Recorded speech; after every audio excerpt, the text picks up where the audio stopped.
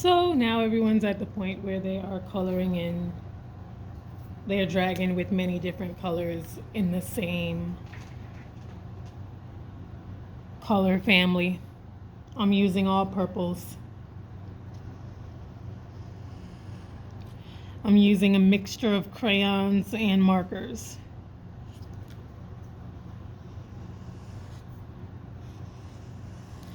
I want this part of his body to be a more bluish, indigo-ish purple, not this fuchsia magenta that I'm using.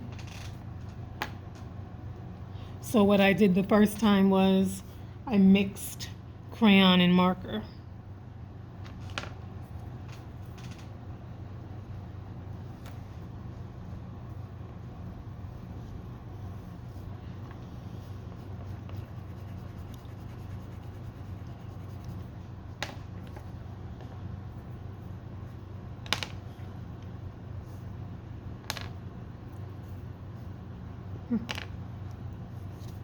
This is the color that I used for my first one, but it's a short crayon, so I didn't really want to use it again. I wanted a nice long crayon to use.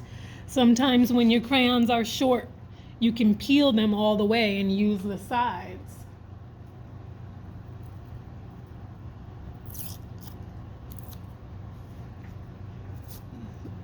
Just like when we use the broad side of our marker, you can peel the crayon and use it in a different way so that you can color more in faster.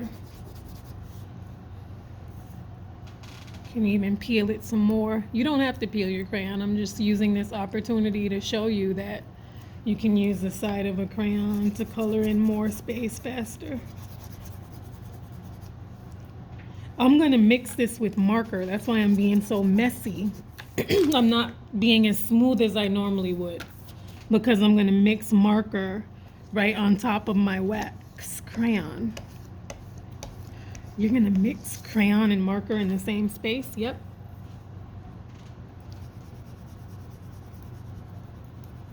All of the spaces that have white paper will be filled in with the liquid marker ink.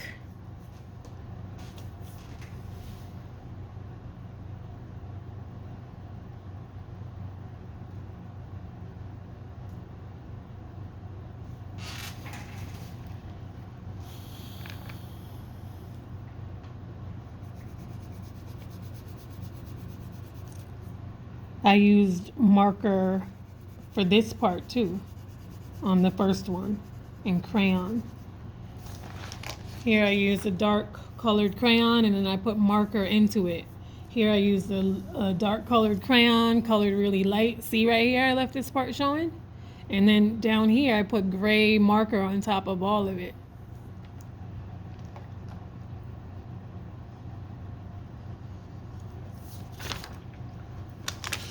So you have to come up with ways to make each section look different, even though you're using all of the same color family.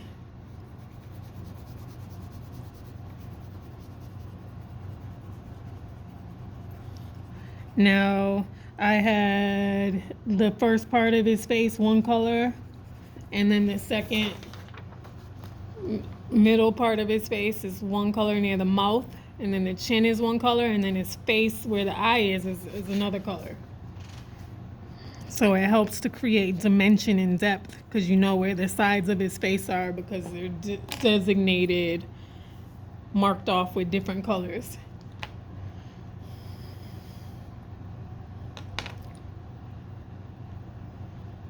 Use regular purple marker for his face. Outlining the eye so I don't bump into it anymore as I'm coloring in his face. I'm leaving the ear and the horn without coloring it. I just outlined his face that I'm going to color. Did not color the horn or the ear. See, the ear is very light compared to the rest of the picture.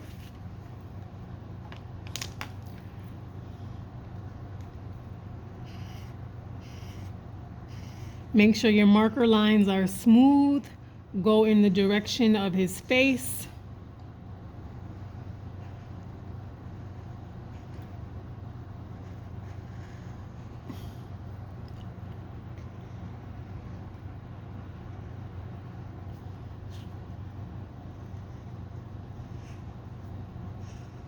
Puff the magic dragon lived by the sea. Wow, this is like a darker purple, and near his eye it's a little bit lighter. Can you see that? Adding more coats of purple. Make sure your markers are nice and neat. If things are starting to get a little messy, make sure there's some organization. As much organization as you can get.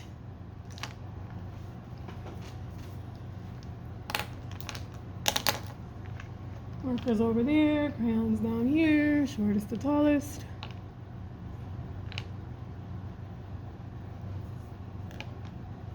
Then I could leave it like this, but there's a little bit more work to do here. I'm going to use gray to go over this gray marker inside of this space that's already colored with purple crayon, violet, outlining and coloring in at the same time with the broad side of this chisel tip marker, slanted tip. See? Slanted tip. I guess I'm supposed to do that.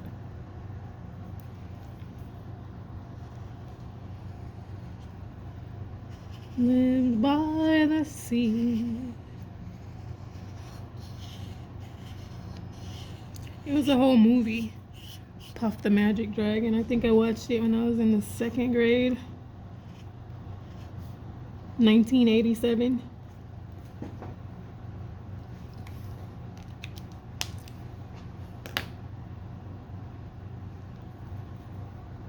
Coloring his horn. Some kind of, I don't know if this is a calcium type of bone horn or if it's like a flap of skin, but I'm gonna have to outline it because I just messed it up. So now take your black marker and outline anything that needs to be well defined or better defined. This ear, which I'm gonna color with a light purple. Outline his eye. This guy's eye is outlined. Outline his whole body. Get really close, don't leave any white paper showing. That means you're bumping in to the stuff that you already colored in order to keep that outline really tight to what's already there.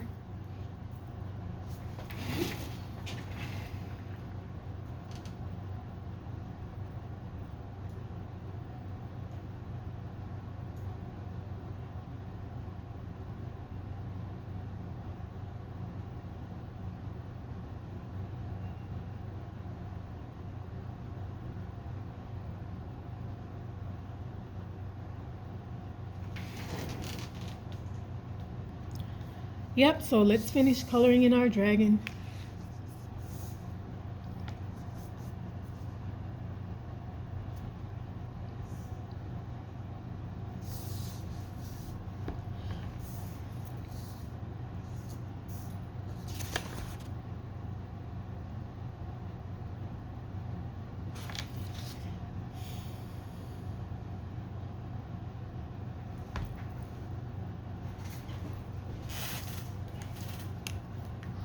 Outlining.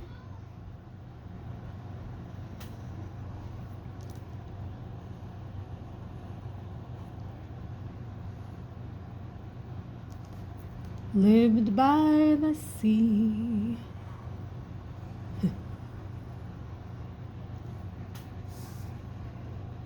Could be like a Loch Ness monster, you know? They live in the water in Europe, where the castles are. The magic dragon lived by the sea.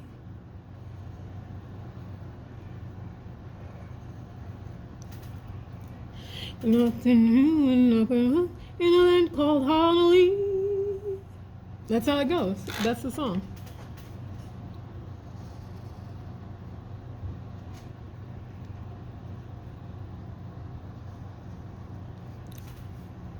Lived by the sea. Okay, I'm gonna give him the richness of purple that he deserves.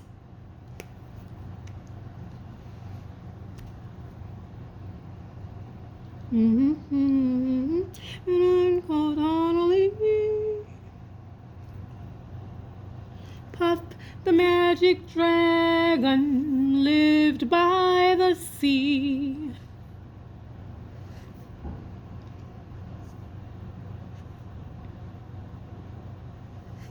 So, monochrome for dojo points.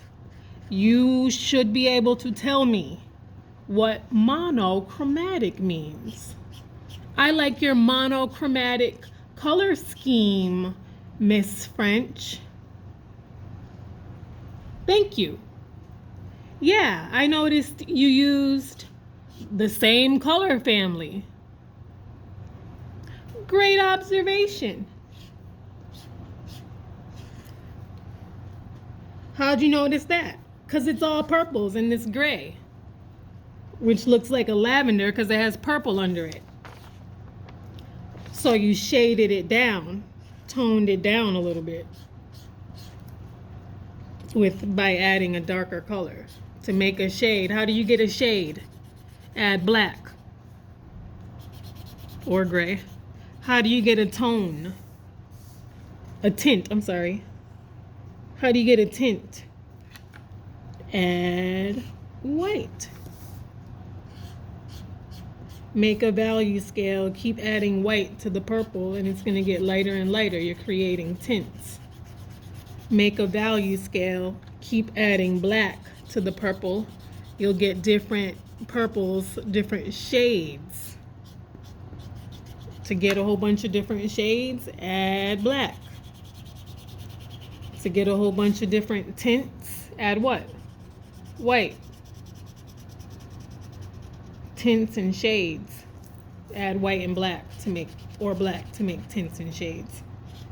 You know, a dark color or gray. Magic dragon. It's almost time for us to share our work or have our art gallery exhibit show.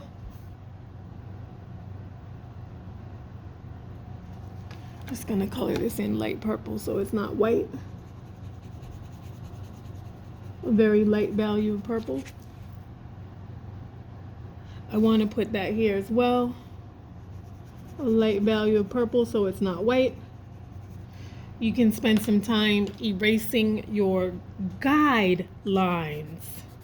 So what are guidelines? For some dojo points, you should be able to tell me that guidelines are lines that artists use to keep their composition organized when they're drawing, to help things stay in place where they want them to be, to guide where you should put things. Hi, my name's Miss French. This is my dragon. I use the monochromatic color scheme of all purples. I used crayons, markers, and pencil. I used crayon and marker in the same spaces on top of each other at times to make the color look more saturated and rich, so that there's no little white specks showing like there are here through the paper and like there are here through the paper with the light value. I hope you enjoyed this project. Raise your hand in Zoom if you're ready to share, or be prepared for the art gallery exhibit show if you'll be participating in one. Thank you for your maturity. See you next time.